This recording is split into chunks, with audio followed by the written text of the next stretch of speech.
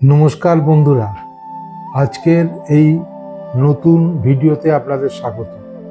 আমরা চলে যাব মাইরুং গাঁও থেকে কালিম্পং হয়ে শিটংয়ে। মাঝখানে কালিম্পংয়ে যে বিশেষ জায়গাগুলো দেখব সেগুলো হচ্ছে গ্রাহাম স্কুল এবং মংপুর রবীন্দ্র ভবন। আমরা এই সব জায়গাগুলো দেখতে দেখতে চলে যাব শিটংয়ে। শিটংয়ে গিয়ে শিটংটা পুরো এক্সপ্লোর করব। আশা করি আপনাদের এই ভিডিওটি ভালো লাগবে। যদি ভালো লাগে তাহলে অবশ্যই লাইক, শেয়ার এবং চ্যানেলটিকে সাবস্ক্রাইব করবেন, এই আশা রেখে আপনাদের সকলকে আবার নমস্কার জানিয়ে এই ভিডিওটা শুরু করছি। আমরা কালিম্পংয়ের কাছে 14 মাইলে এসেছি হনুমান টপে। এটা হচ্ছে হনুমান টপ। এই সিঁড়ি দিয়ে উঠে যেতে হবে হনুমান টপে। সুন্দর একটি পার্ক করা আছে, সুন্দর জায়গা। এটা হচ্ছে 14 মাইল এলাকা। কালিম্পংয়ের 14 মাইলে হনুমান টপ। এখানে হনুমানজির পাহাড়ের উপর একটি বিশাল মূর্তি আছে এবং জায়গাটাও খুব সুন্দর জায়গা। পাহাড়, সবুজ বনানী, বড় বড় গাছ দিয়ে ঘেরা, দূরে পাহাড়। এই নিয়ে এই হনুমান টপটি একটি আকর্ষণীয় জায়গা হিসেবে গণ্য হচ্ছে কালিম্পংয়ে।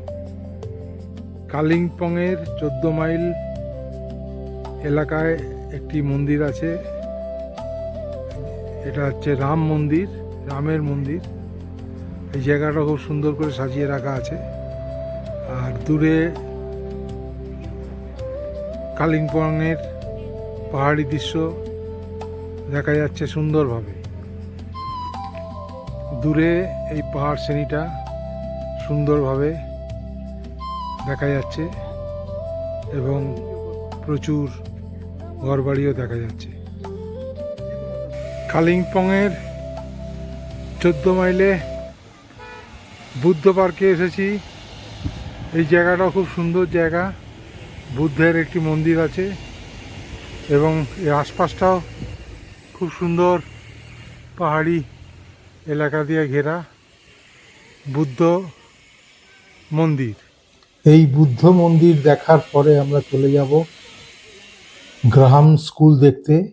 কালিম্পংয়ের ডক্টর গ্রাহাম হোমস 1900 সালে প্রতিষ্ঠিত একটি ঐতিহ্যবাহী ও সুপরিচিত ইংরেজি মাধ্যম আবাসিক ও দিবাকালীন কোয়েড বিদ্যালয়। এটি কালিম্পং শহরের অদূরে ডেলো হিলের ঢালে প্রায় 140 একর জায়গা জুড়ে অবস্থিত। এটি আইসিএসসি ও আইএসসি পাঠ্যক্রম অনুসরণ করে। কালিম্পংয়ে গ্রাহাম স্কুল একটি খুব নামকরা স্কুল। ভারতবর্ষের বিভিন্ন জায়গা থেকে এখানে পড়তে আসে। সেই স্কুলের দর্শনে আমরা ঢুকেছি। এই স্কুল চত্বর, প্রচুর বিল্ডিং আছে। এখানে থাকা, পড়াশোনা, খাওয়া দাওয়া ইত্যাদির জায়গাগুলো আছে এবং খুব সুন্দর পরিবেশে এই গ্রাহাম স্কুল কালিম্পংয়ে অবস্থিত। শিটং যাওয়ার পথে কালিম্পং থেকে তিস্তা নদী দেখতে দেখতে আমরা এগিয়ে চলেছি শিটংয়ের দিকে। এই যে তিস্তা দেখা যাচ্ছে, খুব সুন্দর। এই তিস্তা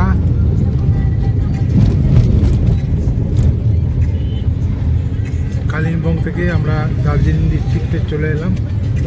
এবার শিটং যাব। এবার আমরা পৌঁছবো মংপুর রবীন্দ্র ভবন, যে বাংলোটিতে রবীন্দ্রনাথ ঠাকুর তার সফরের সময় 1938 থেকে 1940 থাকতেন। সেটি এখন একটি জাদুঘর যেখানে তার লেখা চিত্রকর্ম এবং আসবাবপত্র সংরক্ষিত আছে। আমরা চলে এসেছি মংপুর রবীন্দ্র ভবনে। মংপুতে রবীন্দ্রনাথ মৈত্রেয়ী দেবীর যে বিখ্যাত বই, সেই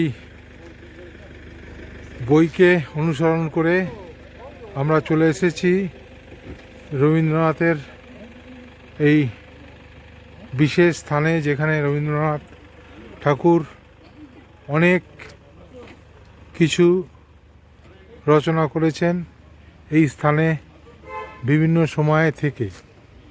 সেই জায়গায় এখন প্রবেশ করছি, নিজেদের ধন্য মনে করছি। এই হচ্ছে রবীন্দ্রনাথের মূর্তি এখানে স্থাপিত করা হয়েছে। মংপুতে এসেছি রবীন্দ্রনাথের এই জায়গায়। আমরা ঘুরে ঘুরে এখন এই জায়গাটি দেখব। মংপু রবীন্দ্র ভবনে আমরা এসে গেছি। দূরে দেখছি একটি গাছবাড়ি। এখানে দীর্ঘ সময় রবীন্দ্রনাথ কাব্যচর্চা ইত্যাদি করেছেন।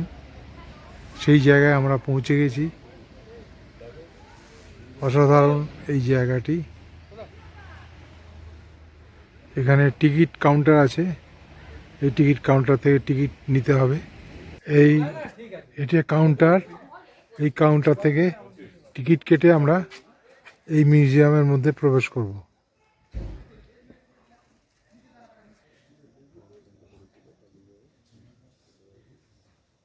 এখানে একটি মিউজিয়াম আছে। এই মিউজিয়ামে আমরা ঢুকবো। তার আগে এই মংপু যে জায়গা থেকে রবীন্দ্রনাথ ঠাকুর তার কাব্য রচনা ইত্যাদি রচনা করেছিলেন, সেই জায়গাটার দৃশ্যটা একটু ঘুরে ঘুরে দেখে নিই। এখনই এত সুন্দর, বহুদিন আগে সেই সময় আরও নিশ্চয়ই সুন্দর ছিল জায়গাটা। আমরা এবার প্রবেশ করব মিউজিয়ামে। তবে মিউজিয়ামে ছবি তোলার অনুমতি নেই। এই হচ্ছে মিউজিয়াম। আমরা এর ভেতরে ঢুকবো।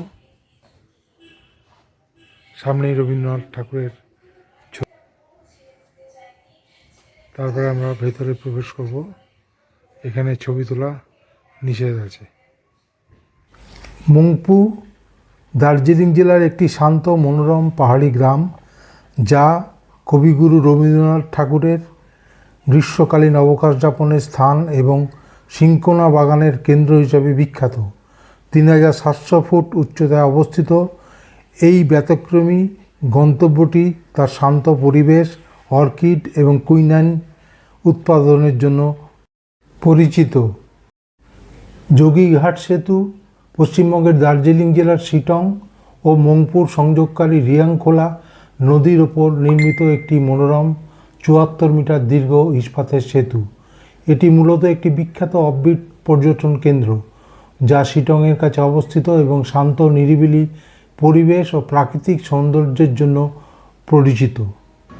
কালিম্পংয়ের যোগীঘাট ব্রিজ এবং সংলগ্ন এই অঞ্চল। এই হচ্ছে যোগীঘাট ব্রিজ। এখানে একটি ফেস্টিভ্যাল অনুষ্ঠান হচ্ছে এখন। কালিম্পংয়ের যোগীঘাট অঞ্চলের একটি ব্রিজ আছে এবং নদী, যেখানে কুলুকুলু বেগে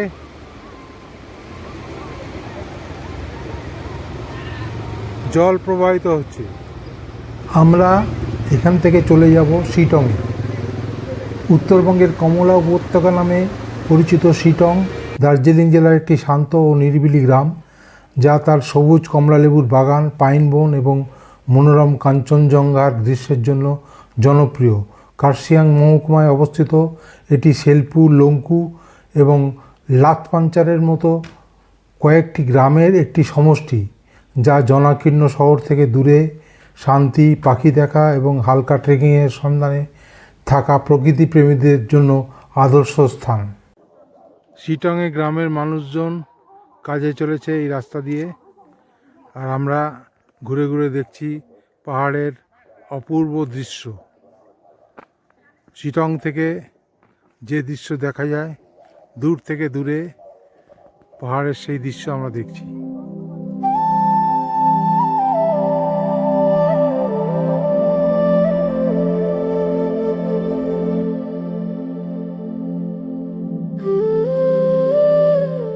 শিটংয়ে কমলালেবু বাগানে ঘেরা এই জায়গা এবং আমাদের যে হোটেল বা হোমস্টে সেটা শিটংয়ে। এটা একদম ওপরের অংশ শিটংয়ের হোমস্টের। নিচে আরও দুটো ফ্লোর আছে। এখান থেকে কাঞ্চনজঙ্ঘাও সুন্দর দেখা যায় আকাশ পরিষ্কার থাকলে। এবং এই রাস্তা দিয়ে আমরা এলাম। জায়গাটা দারুণ সুন্দর।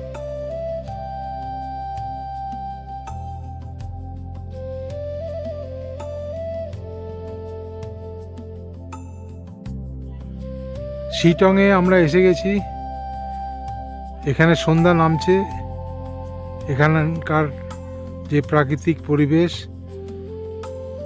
দারুণ সুন্দর এবং খুব মনোরম পরিবেশ। ঠান্ডাও তুলনায় মাইনুংগাঁও হচ্ছে অনেক কম। আজকে পূর্ণচন্দ্রর দিন, পূর্ণিমা, সেটাও লক্ষ্য করা যাচ্ছে। আর ঘুরে ঘুরে আমরা দেখছি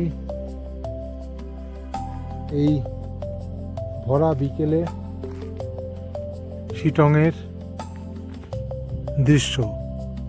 এই সামনে হচ্ছে আমাদের হোমস্টে। এটা দূর থেকে আমরা দেখছি।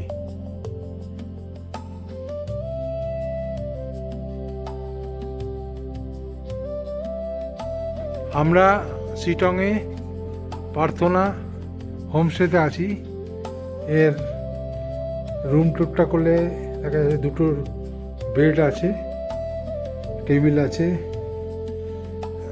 আয়না আছে এবং খুব সুন্দরই এদের বাথরুমটা পরিষ্কার পরিচ্ছন্ন আছে। মোটামুটি ভালোই এই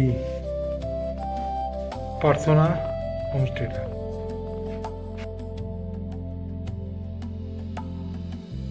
শিটংয়ে একদিক দিয়ে চাঁদের শোভা,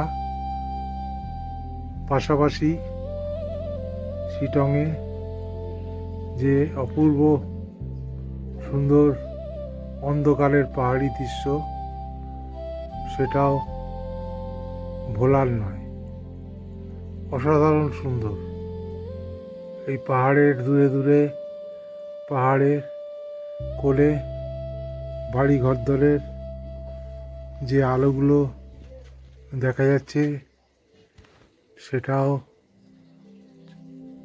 ক্যামেরায় খানিকটা বোঝা গেলেও চোখের দেখায় অসাধারণ।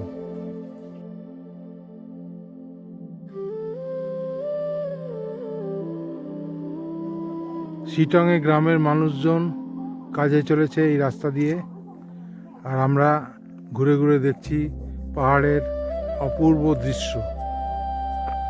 শিটং থেকে যে দৃশ্য দেখা যায়, দূর থেকে দূরে পাহাড়ের সেই দৃশ্য আমরা দেখছি।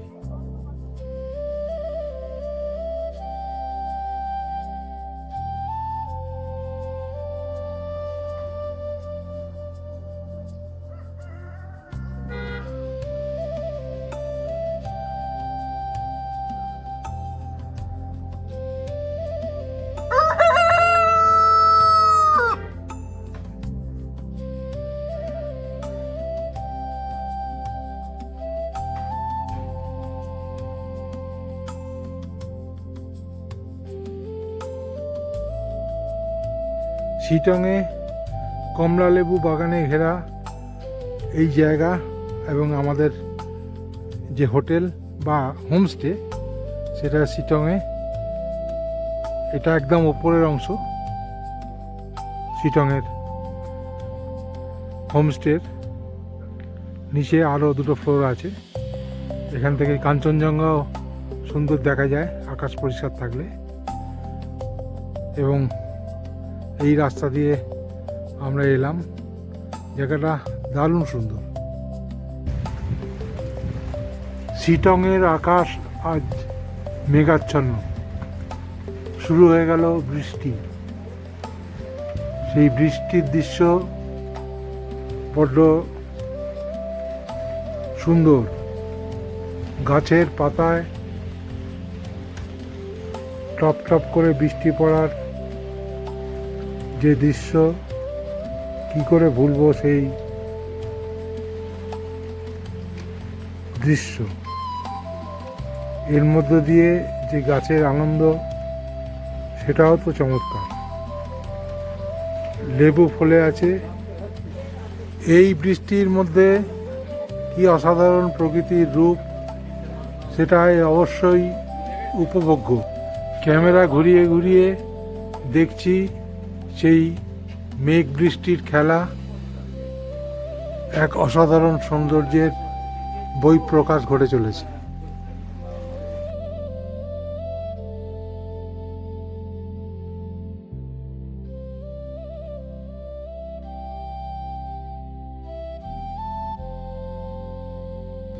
শিটংয়ে কমলালেবুর এক বিরাট ক্ষেতে দাঁড়িয়ে আছি এবং দেখছি এই বিরাট কমলালেবুর ক্ষেতটিকে। একসঙ্গে এত কমলালেবু সত্যি দেখা ভাগ্যের। ভাগ্যের কিনা বলতে পারবো না, তবে এক আশ্চর্য জায়গা যেখানে দারুণ সুন্দর প্রচুর কমলালেবু ফলে আছে, যে জায়গাটা আমরা শিটং বলি। দারুণ সুন্দর জায়গা এবং এর কমলালেবুও খুব ভালো, বড় বড় সাইজের কমলালেবু।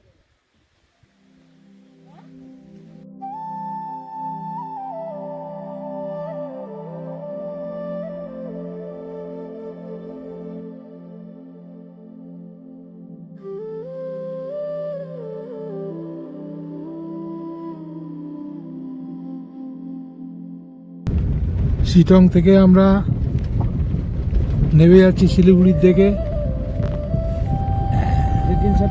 এখানে গাছের ফাঁক দিয়ে দেখা যাচ্ছে দূরে কাঞ্চনজঙ্ঘাকে।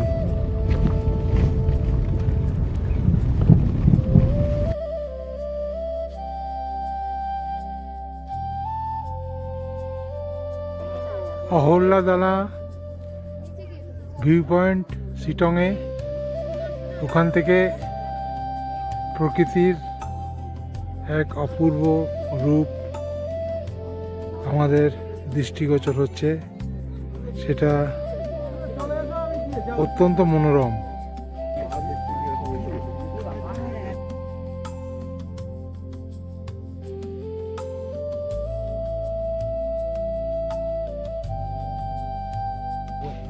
শিটংয়ের অহল্যাদানা ভিউ পয়েন্ট থেকে কাঞ্চনজঙ্ঘা দেখা যাচ্ছে দূরে, বহু দূরে। এখানে আমরা এসেছি এবং দেখছি এখানকার অসাধারণ দৃশ্য, দূরে কাঞ্চনজঙ্ঘা।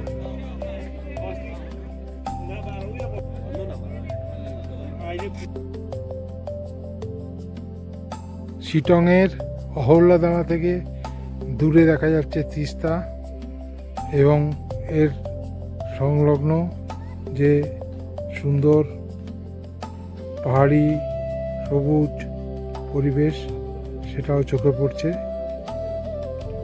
অসাধারণ সুন্দর এই জায়গাটি অহল্যাদানা টপ থেকে। এবার আমাদের এনজিপি স্টেশন থেকে কলকাতায় ফিরে যাওয়ার পালা। আমরা এখন বন্দে ভারত ট্রেনের ভিতরটা এবং বাথরুমটা একটু দেখে নেব আমাদের যাতায়াতের প্রয়োজনে।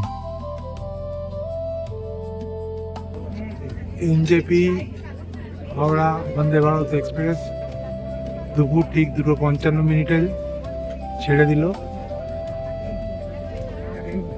রেল জলপাইগুড়ি স্টেশন ছেড়ে যাচ্ছে।